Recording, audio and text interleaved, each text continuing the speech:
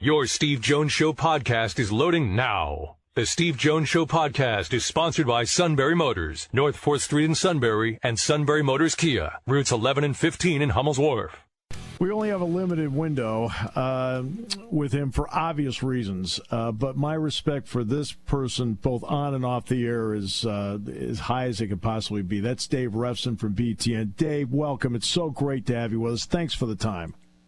Oh, it's good to be with you, and the respect is mutual, as you well know, Steve. Oh, thanks, Dave. Dave, I'm sitting there on Sunday night, 6:30, 7 o'clock, and I still don't know who Penn State's playing. What does that tell you about what we just witnessed over the past 2.5 months of the Big Ten? Man, it was crazy, Steve. I've never seen anything like this. I really feel like it was all capsulized in the notion that Northwestern going into that Rutgers game, which for all intents and purposes was the last game that impacted the standings in the Big Ten, could have been the second seed with a win or the ninth seed with a loss. I mean, I've never seen anything like that. Like, it's just crazy to have 10 teams that won at least 10 conference games. That has never happened before. To have the number of close games we had, the number of overtime games, it's really been incredible. It's been a lot of fun to watch for us. I mean, it's obviously made for incredible drama and great TV, and the uncertainty of just not knowing who's going to win on a game-in, game-out basis, I think, has been really good. It's caused a little confusion, no doubt. I mean, we certainly have a lot of teams that are kind of, Penn State obviously among them, they're kind of hanging on that bubble, right? You just don't know where it's going to go for them because we didn't have that many teams put as much distance between themselves and kind of the cut line for the NCAA tournament as we normally do. But I think when all's said and done, we head to Chicago here with 11 teams thinking they legitimately have a shot to get in. Yeah, no question. One that we know is in is Northwestern. It is interesting that Ryan Young ended up transferring to Duke, Pete Nance to North Carolina. Two very good players and quality individuals, without question. And Chris Collins is not given much of a chance this year. What did you think watching them play out this season? It is a crazy story, Steve, because not only do you lose, as you said, a starter to North Carolina and a really key reserve to Duke, but you really didn't replace him with much of anything. I mean, they got Titus Verhoeven in the transfer portal from UTEP. He's been a decent piece for them, and I think it's kind of gotten better as it's gone along. Their freshmen, one of them got hurt, who I actually think was going to be a pretty good player and will be a pretty good player. The other one has played a very spot role. So for all intents and purposes, it's the same team as last year minus two of their 3 or 4 best players, and Nance was probably their best player last year.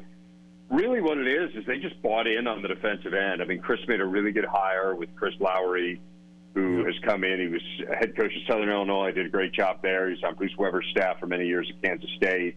And he basically turned over the defense to him and kind of said, hey, what do you think we're doing here? Why aren't we better? Why aren't we tougher? And they really overhauled the way that they play. And it's been a great story. And then Boo Buie, who certainly Penn State fans are familiar with, is he's the half-brother of Taylor Battle, who, of course, is on Chris's staff as well. Boo's really elevated his game.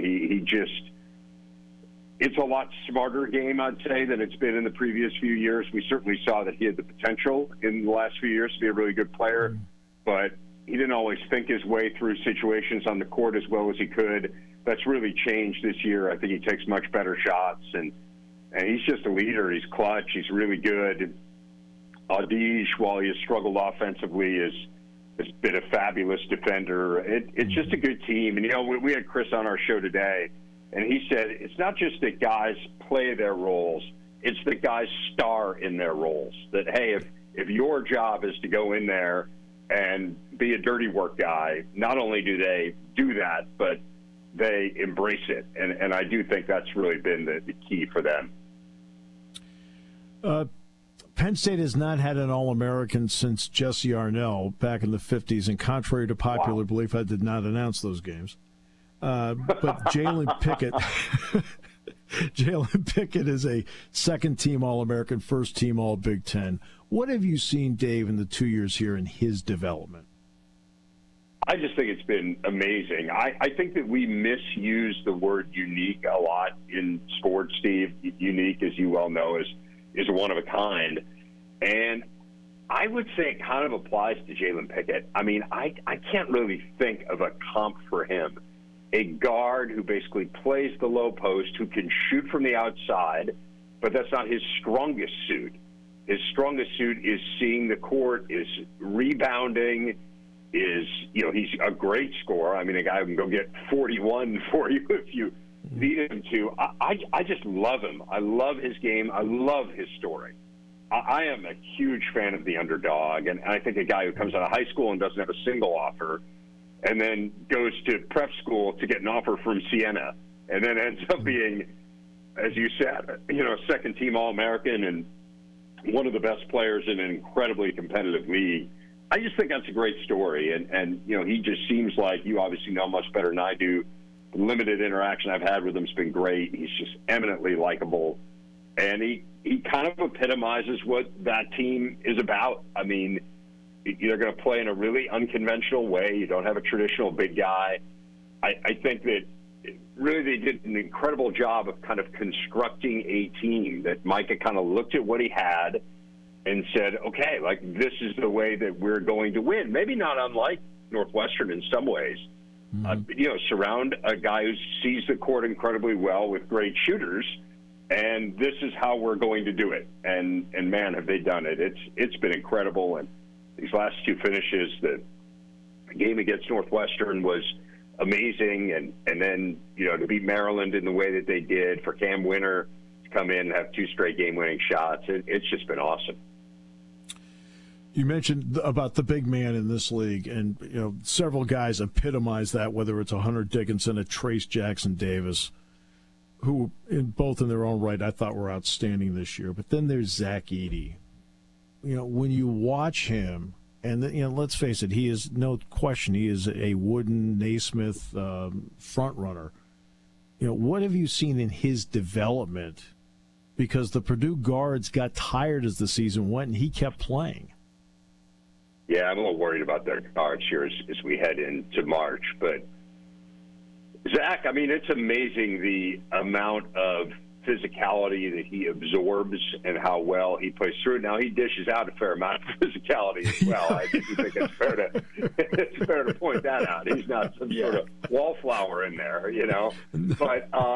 But man, he is another. I love the stories. I'm a sucker for the stories, Steve. Yeah. I've always been kind of a storyteller throughout my career, and for a guy to be the 429th ranked player, to average 4 points per game on his high school team, to basically have a handful of significant offers, and to come in and 3 years later be the best player in the country, it's just amazing. I mean, there's a great piece that Matt Norlander did on CBS on him, and I mentioned this. It was right before I did their game against Northwestern. It was right before that game, and Matt Norlander pointed out that David Jenkins has played more years of college basketball than Zach Edey has played organized basketball. Right? I mean, like, you think of how new he is to the game and how good he is, and he's got the advantage of being 7'4", but there are a lot of really tall guys who aren't great players. He made himself into a player. He's incredibly disciplined. He's got a great routine. Steve, I wouldn't be the least bit surprised if he comes back next year. I mean, we kind of know where the NBA's gone. It hasn't gone towards 7'4" guys. You got the NIL possibilities. It just feels to me like it would kind of make sense for him, and man, it'd be great for the Big Ten and for college hoops. And I'm in complete agreement with you on all of that. I think my gut would be, I think he will come back. One last question, because I know your time is limited. Yep. It doesn't matter where the team is today. That's not this question. You've been able to broadcast games this season to see teams up close and personal. Give me the one day that you walked out of the gym after seeing a team play and go, wow. Well, I guess it would probably be that Purdue Northwestern game. Just because of the enormity of the moment from Northwestern's point of view. I mean, they had never, ever beaten a number one team.